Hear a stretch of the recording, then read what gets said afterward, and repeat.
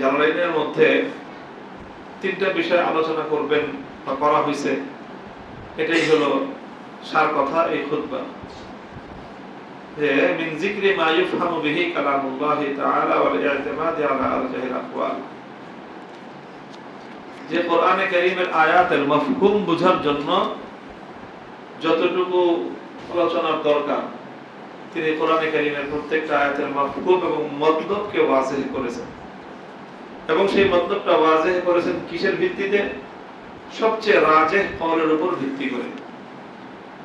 আর দুই নম্বর যে কাজ করেছেন, ওয়া ইরাব মা ইহতাজু ইলাইহি, কোথাও কোথাও যেখানে কোরআনের আয়াতের মাফহুম মতলব বোঝার জন্য কোন খাস লফজের তরকিব বোঝা জরুরি, সেটা মহল্লে ইরাব বোঝা জরুরি, তো তখন তিনি সেই লফজের সেই জুমলার তরকিব এবং মহল্লে ইরাব বর্ণনা করেছেন। দ্বিতীয়, তিন নম্বর যেটা করেছেন, ওয়া তানবিহিন আলাল কিরাআতিল মুখতালিফাতিল মাশহুরা, যে এক একটা লফজের একাধিক কিরাত আছে, তো সেক্ষেত্রে তিনি সবচেয়ে মাশহুর কিরাত, যেটা সবচেয়ে প্রসিদ্ধ সেই কিরাত কোনটা, সেটার দিকে তানবিহ করেছেন। জালালাইনের মধ্যে এই তিনটা জিনিস ফল করতে হবে।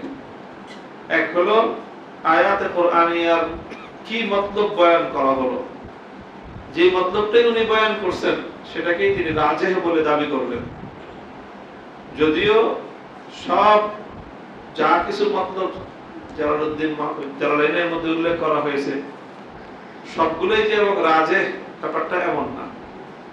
রাজিহের সাথে সাথে কিছু মারজু কওল তো চলে আসছে। যে ব্যক্তি কোনো কিতাব লেখুক, নির্ভুল কিতাব তো লেখা সম্ভব না, এই জন্য কিছু মানুষ হিসাবে কিছু ভুল ভ্রান্তি জালালাইনের মধ্যে হয়ে গেছে। যদিও ওনার চেষ্টা ছিল যে শুধুমাত্র রাজিহ কওলগুলি উল্লেখ করবেন, কিন্তু কোন কোন জায়গায় শুধু মারজুহ কওল না, বাতিল কওলও উল্লেখ করে দিয়েছে। এই জন্য জালালাইন পড়ার সময় বিষয়গুলি খেয়াল রাখতে হয়। জালালাইনের মধ্যে কোরআনের তাফসীর করতে গিয়ে কয়েক জায়গায় এমন আকওয়ালকে ইখতিয়ার করা হয়েছে, এমন মতামতকে গ্রহণ করা হয়েছে, যে মতামতটা শুধু মারজুহ না, সেই মতামতটা সম্পূর্ণ মারদুদ। তো এটা হলো, তবে অধিকাংশ ক্ষেত্রেই যে কওলগুলো, যে মতামতগুলো, যে মাফহুম এবং মতলবগুলো বয়ান করা হয়েছে সেগুলো রাজিহ।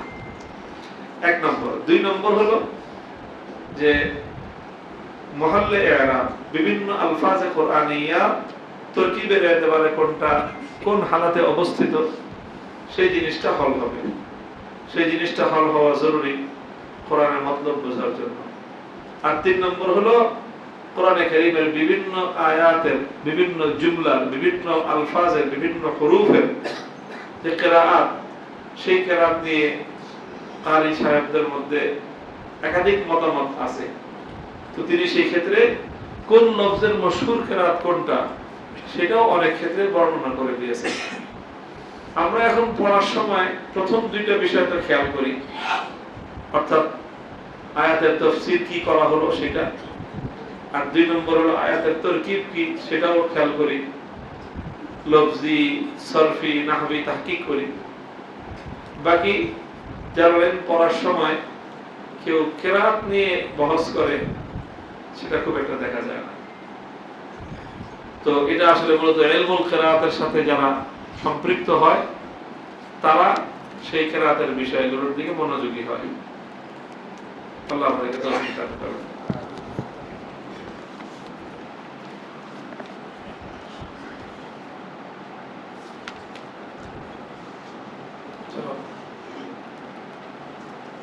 বিসমিল্লাহির রহমানির রহিম। আলহামদুলিল্লাহি নাহমাদুহু ওয়া নাস্তাঈনুহু ওয়া নাস্তাগফিরুহু ওয়া নাউযু বিল্লাহি মিন